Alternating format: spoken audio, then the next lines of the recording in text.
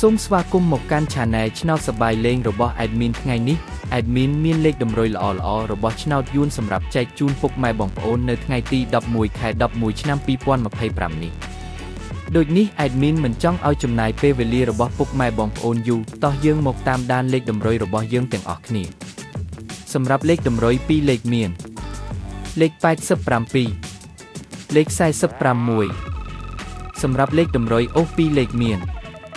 លេខតម្រុយទី1រអូស80និងលេខតម្រុយចុងក្រោយអូស40សម្រាប់លេខតម្រុយ3លេខមាន815គុណនិង194គុណ